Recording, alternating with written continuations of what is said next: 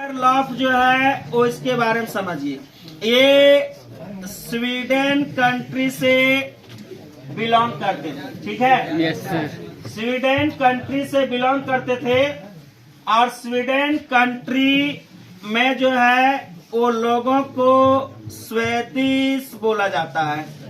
जैसे हमारे इंडिया में लोगों को इंडियन कहा जाता है, वहाँ पे स्वीडन के लोगों को स्वीडिश बोला जाता था, इसलिए इसको स्वीडिश राइटर कहा जाता है। कौन सा राइटर है? राइटर। बात समझ में आया?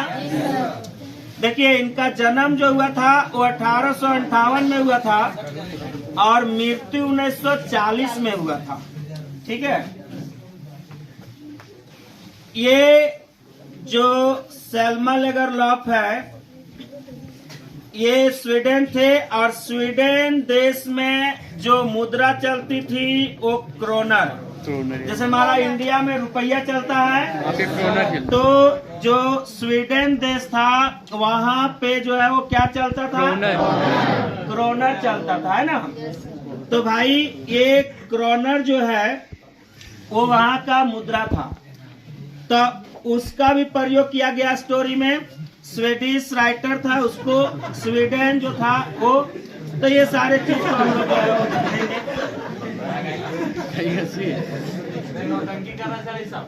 कल से लड़का लोग का क्लास ऑफ। कोई लड़का लोग क्लास नहीं आएगा तब से रिवीजन। कल से कोई नहीं, कोई लड़का लोग रिवीजन में नहीं आएगा। तो ध्यान दीजिएगा, ये रैट ट्रैप। अब ये हो गया हमारा सेल्मा लेगरलॉफ के बारे में। थोड़ा सा समझिएगा रैट ट्रैप चैप्टर के बारे में, फिर हम लोग स्टोरी स्टार्ट करेंगे थीम समझने के बाद। रैट ट्रैप का मतलब होता है चूहेदानी। क्या होता है? चूहेदानी। और चूहेदानी कैसे जो है वो बना है वो हम लोग समझेंगे। सबसे पहले देखिएगा, रैट ट्रैप जो है वो दो शब्दों से मिल करके बना हुआ है। एक rat plus trap. Rat trap क्या बना हुआ है? देखिए, रैट का मतलब होता है चूहा और ट्रैप का मतलब होता है फंदा, यानी जाल जिसको बोलते हैं ना, जिसे हम लोग क्या बोलते हैं? जाल, यानी चूहा का जाल। और चूहे के जाल को ही कहा जाता है चूहेदानी। चूहा को फंसाने वाला जो जाल होता है, उस जाल को हम जो है वो क्या करते हैं कि चूहेदानी जो है वो कहते हैं। बीच बीच में उधर घुराना।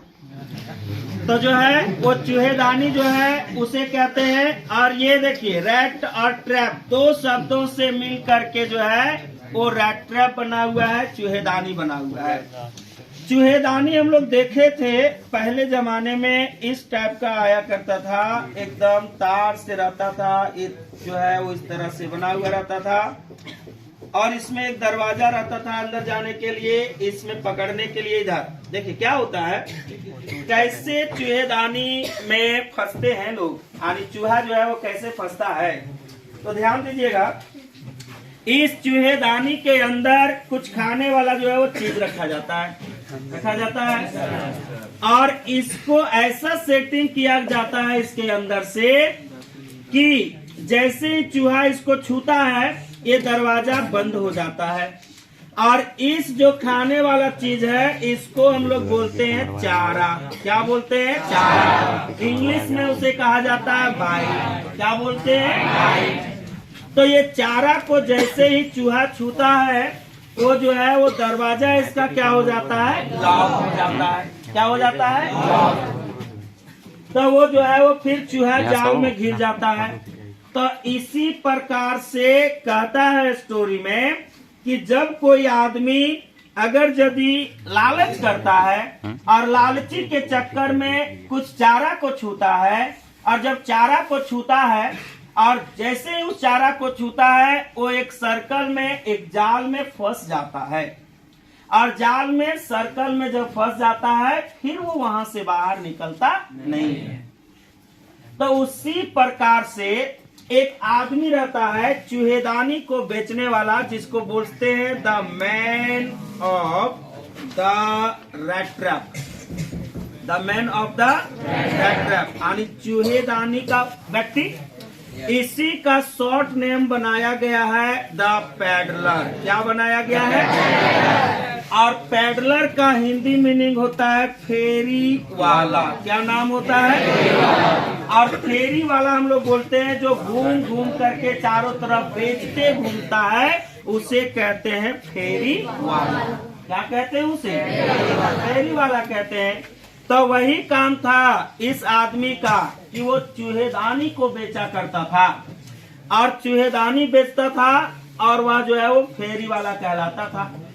तो एक दिन उन्होंने अपने जीवन में कुछ लालची किया, और जब लालची किया तो वो भी जो है वो एक जाल में जो है वो फंस गया, और जाल में फंस गया, और फिर जो है वो भी जो है इसी प्रकार से एक मुसीबत में घिर गया।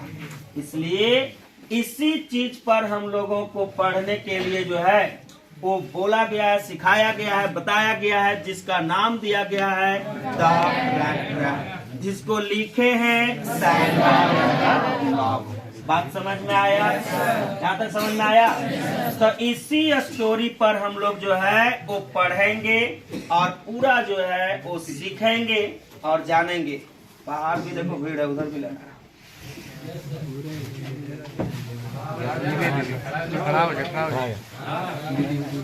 आवाज नहीं करो।